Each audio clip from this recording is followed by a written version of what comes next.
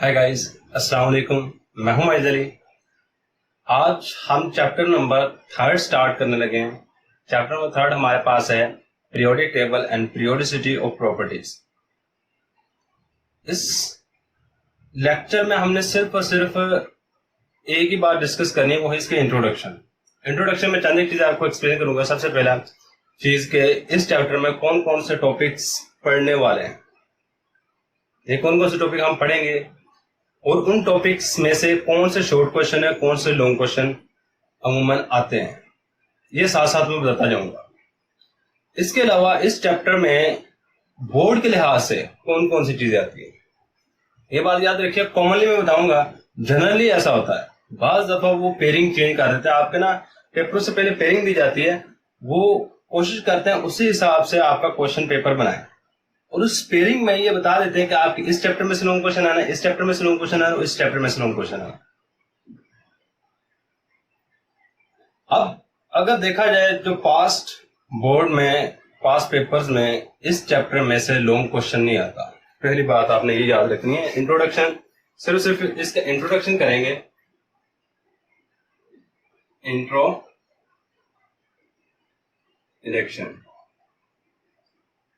इसमें से पहले नंबर पे आपने याद रखना है कि no long question.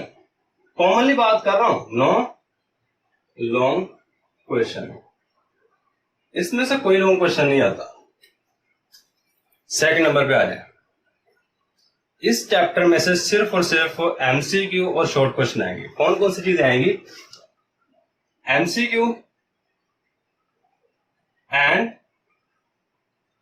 Short question.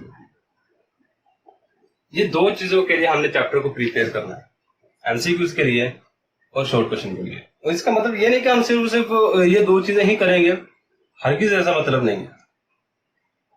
हम करेंगे सारी चीजें। ये बात याद रखिएगा, हमेशा बच्चा कामयाब वही होता है जो ए टू जी चीजें करे। सही है, आपको एग्जांपल दे देता हूं।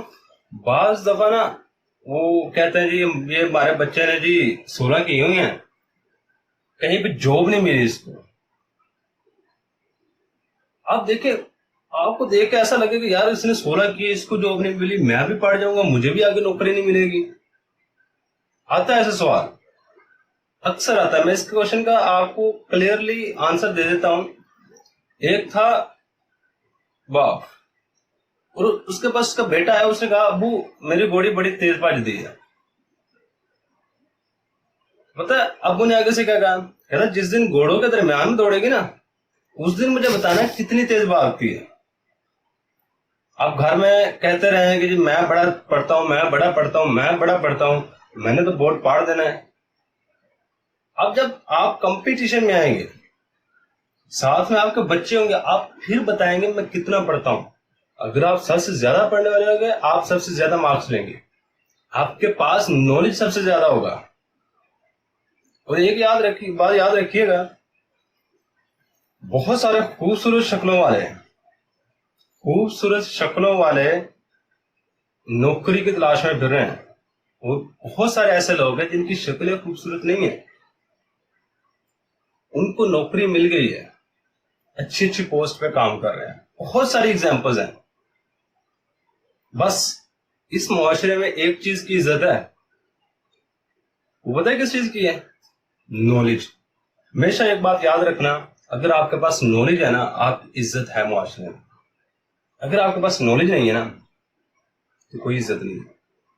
सही, कोशिश किया करें कि हमेशा जब भी कोई टॉपिक पढ़ें, कम से कम और उसमें से 5% आप उसको समझ के पढ़ लेते हैं, तो यही आपके लिए बड़ा मायने रखता है। बानिस्बत आप 100% ही रट्टा लगा लें, 5% आपने उसको समझ के पढ़ना है।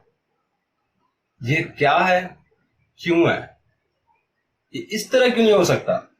बाज़ दफा आपके जहन में ये भी क्वेश्चन आना चाहिए, अच्छा इसने इस तरह दिया है, इसने इस तरह कहा है, इसको इस तरह भी तो कहा जा सकता था, इस तरह क्यों नहीं कहा? उसकी रीजन ढूंढने की कोशिश किया करें। अगर नहीं मिलती, टीचर से पूछें, ये सबसे बेस्ट तरीका है। टीचर से पूछ लें कि ये अगर इस तरह है, तो इस तरह क्यों नहीं हो सकता। और मुझे इस चीज को एक्सप्लेन करके बताया। टीचर पूरी कोशिश करेगा आपको तो वो बात एक्सप्लेन कर दे। अगर टीचर, बाज दफा टीचर भी इंसान है, नहीं पता होती बात, बाज दफा ऐसा होता है टीचर भी इंसान है, वो कोई फरिश्ता नहीं कि उसको हर एक चीज का पता है। अगर उसको उस चीज का नहीं पता होगा वो आपसे मुआवजत कर लेगा और ये कहेगा तो नेक्स्ट डे एक्सप्लेन कर दूंगा। सिंपल बात कि इस चैप्टर को लाजमी समझिएगा, बेशक के शॉर्ट क्वेश्चन के लिए एमसीक्यू के लिए करिएगा। मैं जहां पे शॉर्ट क्वेश्चन बनेगा मैं बता दूंगा, और जहां पे लॉन्ग क्वेश्चन तो आना नहीं है, जहां पे कोई एमसीक्यू बनने वाला होगा वो भी बता दूंगी। ये चीज आपने एमसीक्यू के लिए तैयार करनी है। अच्छा, बात करते हैं इस चैप्टर में हमने कौन कौन सी चीजें पढ़नी है। पहले नंबर पे आपने ये बात याद रखनी है कि हम बात कर चुके थे एलिमेंट के बारे में। चैप्टर नंबर 1 के अंदर कर ली थी, हमने कहा था कि पहले 8 या 9 एलिमेंट डिस्कवर हुए, इसके बाद 63 एलिमेंट डिस्कवर हुए, बाद में 118 एलिमेंट्स अभी तक डिस्कवर हो चुके थे। अब 118 एलिमेंट को कुछ ना कुछ तरीके से तरतीब देना था। क्यों तरतीब देना था? ताकि हमारी स्टडी इजी हो जाए, ताकि हमारी स्टडी इजी हो जाए। अब उस तरतीब देने के लिए सारे का सारा चैप्टर हमने इसमें ये चीज पढ़नी है कि तरतीब दी देने के बाद हम किन किन चीजों की स्टडी कर सकते हैं उस तरतीब के बाद। अब उसमें जो तरतीब देने में चंद एक साइंटिस्ट, सबसे पहले बात याद रखिएगा, इस पूरे चैप्टर में यही बात पढ़नी, arrangement of element. Arrangement of element, element के अरेंजमेंट के बारे में बात करने वाले हैं। अच्छा, सबसे पहले बात करेंगे इस चैप्टर में, वो है डुबरीनियर ट्राइड्स। ये एक टॉपिक पढ़ना है, डुबरीनियर ट्राइड्स। इस साइंसदान ने किस तरह एलिमेंट को अरेंज किया, फिर आएगा मेंडलीव या न्यूलैंड ऑक्टेव, न्यूलैंड्स ऑक्टेव्स। इसके बाद थर्ड नंबर पर हम जो पढ़ना है वो मेंडलीव पीरियोडिक टेबल है, मेंडलीव्स पीरियोडिक टेबल।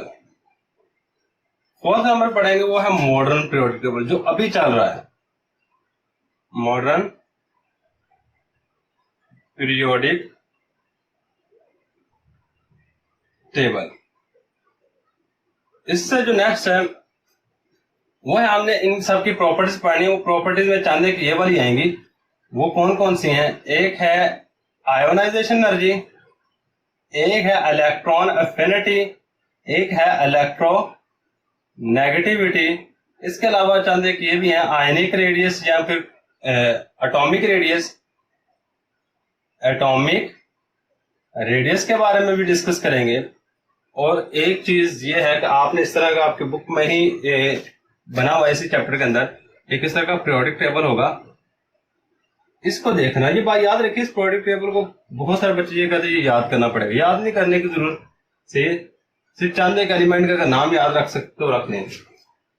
इस तरह का आपके पास एक पीरियोडिक टेबल होगा। अब इसमें क्या होता है कि इस तरह कुछ लाइनें होंगी, एलिमेंट्स लगाए होंगे, कुछ एलिमेंट्स की लाइनें हमारे पास कुछ इस तरह की होंगी। अब इसमें जो ये वाली लाइन होती है इस तरह नीचे की तरफ, उसको हम कह रहे होते हैं ग्रुप्स। इसके बारे में एक्सप्लेनेशन करेंगे, ग्रुप्स क्या होते हैं, ये किस तरह काम करते हैं, ये इसमें प्रॉपर्टीज, केमिकल प्रॉपर्टीज किस तरह वेरी करती हैं, अगर सेम रहती हैं तो क्यों सेम रहती हैं, ये सारी की सारी चीजें ग्रुप्स के बारे में पढ़ेंगे। इसके बाद ये जो इस तरह की लाइन होती है ना सीधी एलिमेंट्स की एक रो, इसको हम कहते हैं ग्रुप्स और पीरियड, इसका हम पीरियड का नाम देते हैं। इन दो चीजों के बारे में एक्सप्लेनेशन करें। ये था आपके पूरे के पूरे चैप्टर के बारे में कि हमने इस चैप्टर के अंदर कौन कौन सी चीजें एक्सप्लेन करनी। इंशाअल्लाह ताला नेक्स्ट वीडियो में हम स्टार्ट करेंगे यहां से डुबरीनियर ट्राइड, और एक एक चीज को एक्सप्लेन करेंगे ताकि कम से कम हमें यह पता हो कि पीरियोडिक टेबल बना किस तरह। ये थोड़ी सी हिस्ट्री है यहां से लेके यहां तक कि पीरियोडिक टेबल बनाने में किन किन साइंसदानों ने काम किया और आखिरकार किस तरह पीरियोडिक टेबल वजूद में आया, बना। तो उसके बाद पीरियोडिक टेबल के बारे में थोड़ी स्टडी करनी है बस। पहले पीरियोडिक टेबल बना किस तरह और पीरियोडिक टेबल की स्टडी यही है इस चैप्टर के अंदर टोटली। इंशाल्लाह ताला नेक्स्ट लेक्चर में हम डिस्कस करेंगे डुब्लिनियन ट्राइयर्स। तब तक के लिए अल्लाह हाफिज, दुआ में याद रखिएगा।